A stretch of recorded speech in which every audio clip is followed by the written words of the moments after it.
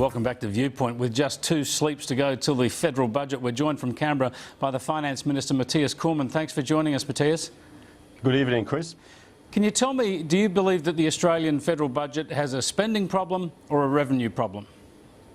Well, the Australian federal budget that we inherited from Labor is in a mess. It is based on a spending growth trajectory that is unsustainable. That clearly was the finding of the Commission of Audit. We inherited $123 billion worth of projected deficits after $191 billion of deficits in Labor's first budgets, with government debt heading for $667 billion. So we are working very hard to turn that around. So it's a spending problem or a revenue problem?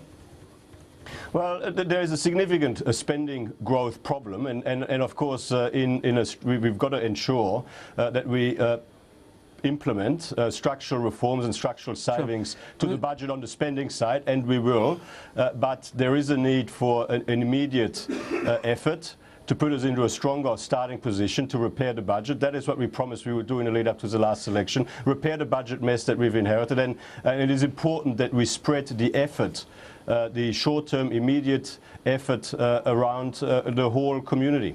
Of course, the reason I ask this is because in the lead up to the budget, Tony Abbott, Joe Hockey, yourself, you all said that the problem with Labor's financial management was a spending problem, and you kept saying that you would come into government and fix that spending problem, and you knew it was severe, you knew it was drastic, and you had an update during the election campaign to outline how bad it was for you, and you still kept saying it was a spending problem that you could fix without increasing taxes or introducing new taxes. Well, we have inherited a significant spending problem because Labor clearly, year in, year out, spent more than they raised in revenue. The spending growth trajectory that we've inherited was unsustainable. Yes, but this is my point, but you said you could fix that without increasing tax. Well, I don't accept that we use those words, but I don't want to argue the semantics. The truth is that we have, over the last 6 or 7 months, reviewed all of the information, assessed all of the options on how best to repair the budget mess that we've inherited from the Labor Party. And on Tuesday, the budget that Joe Hockey will be delivering will be a budget that will build a stronger, more prosperous economy, and which will put the budget back onto a believable pathway to surplus. All right. Well, one of the controversial measures in that is the so-called debt levy, which is essentially just an increase in income tax for high-income earners. Can you tell us how much extra money that will raise and how long it will be in for?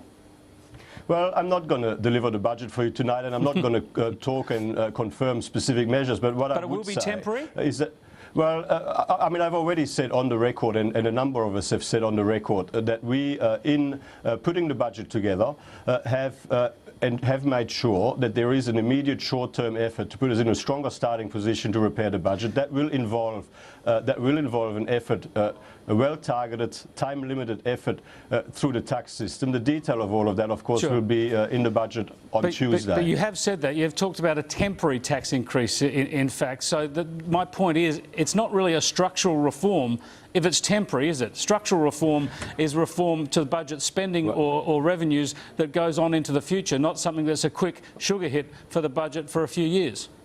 Well, Chris, and this is a very important point. In the budget, there will be significant structural reform. In the budget, there will be significant structural savings. But the virtue as well as the downside of structural savings is that they start low and slow, and they build over time. Now, in the interim, while we let those structural savings, those structural reforms kick in and build up, we do think that there is an immediate effort required, and that immediate effort needs to be spread as fairly and as equitably as possible across the whole community. And in relation to those Australians who don't receive any payments from government, the only way you can ensure that they contribute to the overall effort to repair Labor's budget mess is sadly and regrettably through the tax system. Well, OK, one of the people who's been criticising your increased tax, breaking the promise and having a debt levy, if you like, an increased tax to try and get the budget under control is, of course, the Liberal Party's economic hero, former Treasurer Peter Costello. He says the tax is the wrong idea. It was interesting to see you in your press conference this week hit back at him a bit, really, by quoting Peter Costello back to himself from his 1996, his crucial first 1996 budget. Here's a little bit of what you quoted from him back in 1996. Mr. Speaker, You don't turn around a nation's finances, a nation's future, without making some hard decisions. But if we avoid the hard decisions, they are only going to get harder in the future. The measures have to be fairly shared. We cannot expect those who rely on pensions and allowances, low-income earners, to bear the cost. So we are asking high-income earners to make a contribution and business to make its contribution too. Well, there you go. I think your point's quite well made, Mathias Cormann, in that is very similar argument that Peter Costello was making then to what you're making now. But it does get to the point, though, doesn't it, that this is a political tax, that you're doing this in order to sell the budget to everyone. You want to make sure that the rich do a little bit of, or share a little bit of the pain. Well, I don't agree that it's a political tax, and the point I would just make is I wasn't hitting out at Peter Costello at all. Peter Costello is a Liberal Party hero. He did an outstanding job as Treasurer, repaying Labor's $96 billion worth of debt. The point that I was making is that in 1996, Peter Costello was confronted with the same challenge that we're confronted with now. He was confronted with a massive Labor Party deficit, with massive Labor Party debt, and in meeting that challenge, he essentially made a judgment that we think was right then and is still right now, that the immediate effort to repair the budget mess that we've inherited needs to be spread fairly and equitably. And of course, what I wanted to point out is that if we want to get to the same destination that the Howard Costello government took Australia to, that is to pay off the debt and put the budget sustainably back in surplus, then we've got to take the same path that John Howard and Peter Costello laid out for us back in 1996. Can we just, for one question, put the economics to one side, the fiscal challenge to one side? And I just want to ask you whether, over the last few years, we've seen a lot of people lose faith in politics and politicians from both sides in the process. They become increasingly cynical about politics. Does it worry you, as a politician really who's just starting off as a cabinet minister, does it worry you that you're taking decisions that, if you're breaking promises, will increase that cynicism, that perhaps will undermine faith that especially young people will have in the political system? Well, I mean, Chris, I let others, form their judgments on how they think we perform. All I can say for me and for my colleagues is that every single day we do the best we can to make Australia a better country. Every day, every single day, we try to make the right judgments for our country's future. And then, of course, every 3 years, the Australian people get the opportunity to pass judgment on whether they think that the judgments that we've made were fair and strengthened our country. But look, I mean, at the end of the day, I'm not a commentator. I'm a participant in the process, and it'll be to others, for others to form judgment on whether they think that we've performed appropriately. There's been a lot of focus on broken promises on the revenue side. Will there be promises broken on the spending side? In other words, Tony Abbott's commitments not to cut spending in health, education, defence, the ABC, is he going to be able to keep all those promises? Chris, the budget that the Treasurer will be delivering on Tuesday will keep all of the policy commitments that we took to the last election. We have worked very hard as an Expenditure Review Committee, and indeed as a Cabinet, to make absolutely sure that we deliver on all of the policy commitments that we took to the last election. Do you want to see smaller government? Is it your plan that the government should become a smaller part of the overall economy, that it's become too big in recent years? Yeah. Absolutely. I mean, the size of government has become too big at many levels. We do need to reduce the size of government. We need to ensure that government services are as efficient and as well targeted as possible, that government administration is as efficient, as effective and as accountable as possible. When we came into government, I mean, even just the number of government bodies has grown incredibly. There's around 1,000 different individual government bodies. There is significant opportunity here for reform that we are pursuing, and government spending as a share of GDP ought to be coming down over time.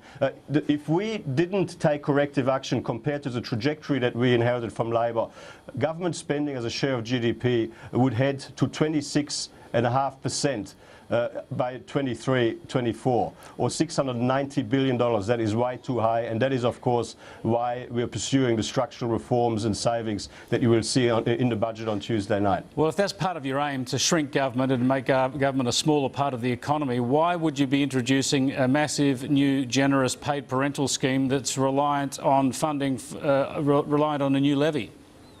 I mean, Chris, I know you don't like the paid parental leave scheme. We've had this conversation many times. From our point of view, it is an important economic and social reform. It's an important workforce participation measure. We do have an ageing population. We do have falling workforce participation rates. We do need to ensure that we increase the level of female workforce participation in particular.